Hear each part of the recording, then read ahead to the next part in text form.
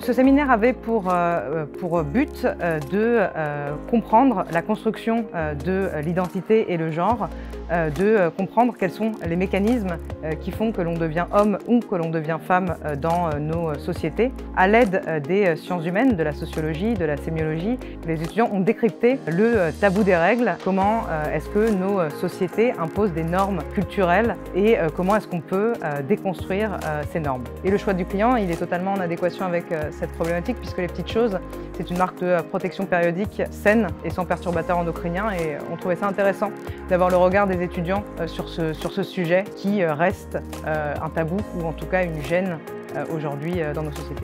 Nous les petites choses, on est une marque engagée. En fait, l'objectif c'est de rendre accessibles des protections féminines périodiques dignes de leur corps.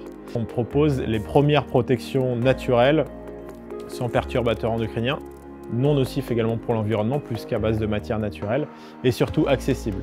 On s'adresse à une génération qui est engagée, donc c'est très intéressant de bosser ce type de sujet avec eux, puisqu'ils y sont très sensibles.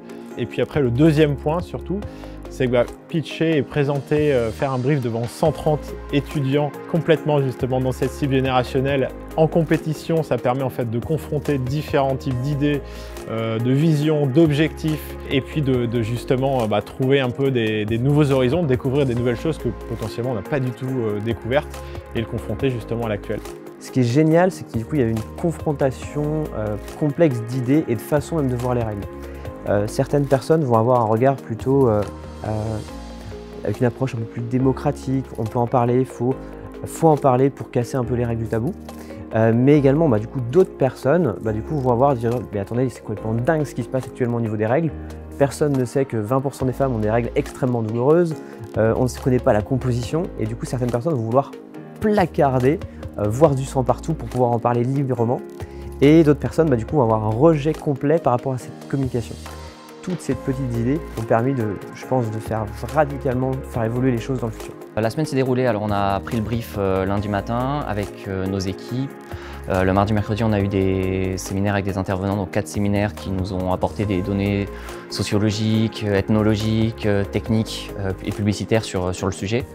Et ensuite, on a pu exploiter ces données pour contextualiser notre problématique, notre réponse et répondre à la demande de la marque. On a fait une charrette, donc on a tout remis en question le dernier jour. On a voulu changer tout le concept à la suite du coaching avec les professeurs et donc la chargée de com de la marque.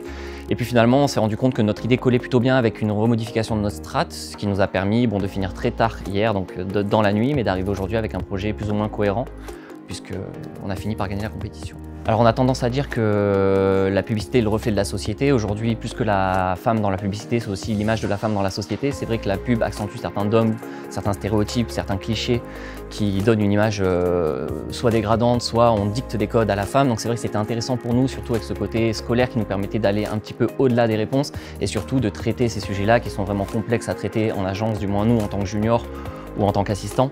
Donc pour nous, c'était très intéressant de pouvoir travailler là-dessus et d'apporter notre réponse aussi en tant que jeunes, en tant que futurs publicitaires, en tant que makers par rapport à notre génération et de traiter de ces sujets-là puisque je pense qu'ils vont grandement évoluer dans les années à venir.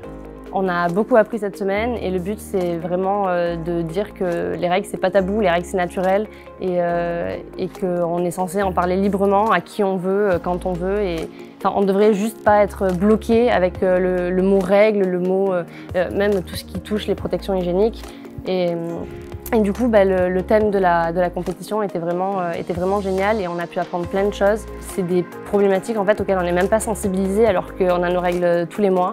Et du coup, c'est vachement important et c'était vachement intéressant de travailler là-dessus. Très impressionné par le rendu, le résultat, très pro. Donc bravo aux équipes finalistes, mais bravo aux 130 étudiants vraiment qui ont bossé d'arrache-pied toute la semaine.